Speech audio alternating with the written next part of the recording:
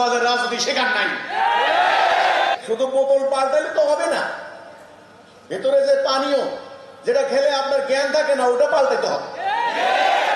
রাষ্ট্র সংস্কারের কথা যখন আসলো তখন এগুলি নিয়ে কথা বলতে হবে।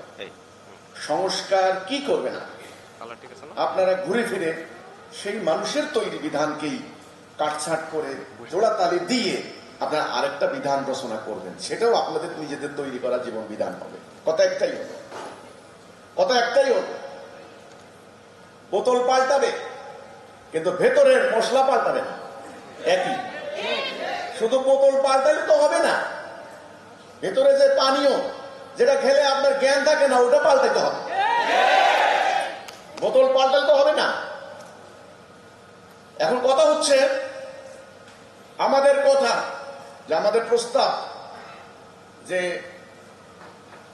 আপনারা যারা স্টুডেন্টরা ছাত্র রাজনীতি করেছেন, আপনারা গণ আন্দোলন করেছেন, আপনারা স্বৈরাচারকে হটিয়েছেন, আপনারা এখন বলছেন যে আপনারা নতুন একটা বাংলাদেশ চাচ্ছেন। অনেকে বলছেন এটা হলো দ্বিতীয় স্বাধীন, আমরা স্বাধীন হয়েছি, আমাদের কথা বলার স্বাধীনতা ছিল না, আমাদের বিভিন্ন সেক্টরে আমরা অবদমিত ছিলাম, এখন আমরা স্বাধীন। আপনারা বলছেন যে এটা আমাদের স্বাধীনতা, আমরা স্বাধীনভাবে আমরা এখন চলাফেরা করব, আমরা এখন স্বাধীনতা উদযাপন করব।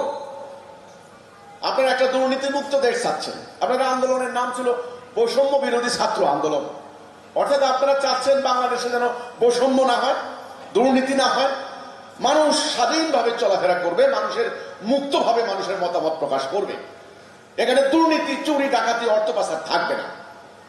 এই হচ্ছে মুদ্রা কথা, এই হচ্ছে টোটাল কথা, মূল কথা। সেটার জন্যই আপনারা বলছেন রাষ্ট্র সংস্কার করতে হবে। আমরা প্রস্তাব দেওয়ার স্বাধীনতা আমাদের আছে কিনা, এবং এই প্রস্তাব আজকে নতুন নয়, আমরা এই প্রস্তাব দিয়ে যাচ্ছি বিগত 29টি বছর। বিগত শেখ হাসিনার সরকারকেও আমরা এই প্রস্তাব দিয়েছি। এর আগে তত্ত্বাবধায়ক সরকার ছিলেন ফখরুদ্দিন, ইয়াজউদ্দিন, মঈনুদ্দিন, ওনাদেরকেও বলেছি। এর আগে বেগম খালেদা জিয়ার নেতৃত্বে বিএনপি সরকার ছিলেন, তাদেরকেও আমরা বলেছি। আমরা শেখ হাসিনার সরকারকে বলেছিলাম আপনারা যেই রাজনীতি করেন, এই রাজনীতি আল্লাহ রাসূল শেখার নাই, এই রাজনীতি অপরাজনীতি হবে। এই রাজনৈতিক প্র্যাকটিস করতে করতে আপনারা দেশে নিন্দিত হবেন, এটা বাদ দিন। আল্লাহ দেওয়া জীবন ব্যবস্থা প্র্যাকটিস করুন, শান্তি পাবেন, জনগণের আস্থা পাবেন। এই রাজনীতির ফলাফল ভালো নয়, আমরা 1000 বার বলেছি, কিন্তু আমাদের কথার কেউ পাত্তা দিলেন না। আমরা বলেছি এই অপরাজনীতি, ধাপ্পাবাজের রাজনীতি, এটা পশ্চিমাদের থেকে আমদানি করা। আল্লাহ রাসূল এই ধাপ্পাবাজের রাজনীতি শেখার নাই। এই রাজনীতির কারণে সরল মানুষ ধূর্ত হয়, এই রাজনীতির কারণে 1 লক্ষ টাকার মালিক 100 কোটি টাকার মালিক হয়ে যায়। এই রাজনীতির কারণে দেশের মানুষের শোষণ করা সম্পদ বিদেশে পাচার করে। এই রাজনৈতিক নেতারা কর্মীদেরকে রাস্তাঘাটে ফেলে রেখে বিদেশে পালিয়ে যায়। এই রাজনীতি যারা করে এদের উপরে আল্লাহ লানত দেয়। কর্মীরা, জনগণের সমর্থন থাকে না।